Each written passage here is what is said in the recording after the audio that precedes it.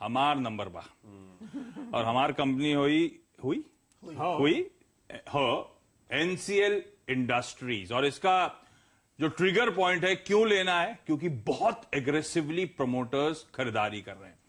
Thursday को buying हुई promoters की तरफ से, और थर्सडे ही नहीं, ऑलमोस्ट हर दिन प्रमोटर्स खुले बाजार से माल स्टॉक में खरीद रहे हैं।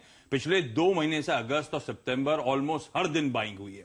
और सिर्फ अगस्त सितंबर की कहानी नहीं है, उससे पहले के हर क्वार्टर के आंकड़े आप लोग की स्क्रीन पर हैं। पिछले 1 साल से दरअसल ये बाइंग का सिलसिला जो है प्रमोटर्स का कंटिन्यू होता हुआ। तो प्रमोटर्स जिस तरह से एग्रेसिवली बाइंग कर रहे हैं, उससे कॉन्फिडेंस इस स्टॉक को लेकर, एनसीएल इंडस्ट्रीज को लेकर बढ़ रहा है।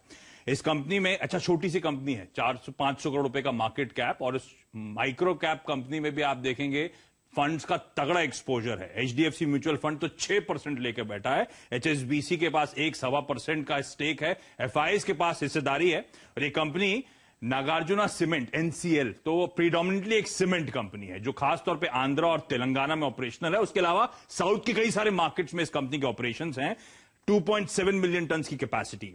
इसके अलावा रेडी मिक्स कंक्रीट का धंधा, 7 प्लांट्स, और खासतौर पे उसमें हैदराबाद और विशाखापट्टनम में ऑपरेशंस। बाइसन ब्रांड के अंतर्गत इसके डिजाइनर बोर्ड्स, लैमिनेट्स और पैनल्स वगैरह। ड्यूराडोर के नाम से अब वो जो घरों में दरवाजे लगते हैं, हिंदुस्तान की सबसे बड़ी मैन्युफैक्चरिंग क्षमता इसने खड़ी कर दी है FY20 इसी साल, पिछले साल में। अब उसका फायदा मिलना शुरू होगा। और इन सब के अलावा इस कंपनी के 2 हाइडल प्रोजेक्ट्स भी हैं। तो ये सब वो धंधा है, वो धंधा आपकी स्क्रीन पर आता हुआ फाइनेंशियल स्क्रीन पर आएंगे।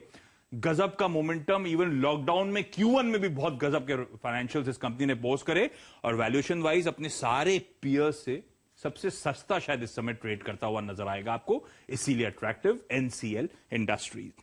चलिए, तो आज जो पूरी चर्चा हुई, डायरेक्टर साहब वो स्टॉक्स स्क्रीन पे दिखा दीजिए, रैप अप कर दिया जाए।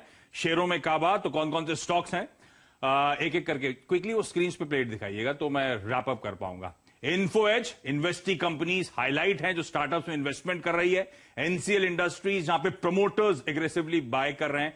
वेस्ट लाइफ डेवलपमेंट, जिसमें अब अनलॉक की थीम का बहुत फायदा मिलना है। चंबल फर्टिलाइजर, जो रूरल थीम के लिए एक बेहतरीन प्ले होगा। अमृतांजन, जो 125 साल पुराना गजब का ब्रांड है। और डेटामैटिक्स ग्लोबल, नाम में डेटा और काम में डेटा, और उसकी आजकल सबसे ज्यादा चर्चा है। तो इसीलिए सारे वो स्टॉक्स हैं जो आप अपने रडार पर रखें। समय भइलबा, छोटे से ब्रेक देखते रहिए। सब है CNBC आवाज। नमस्कार।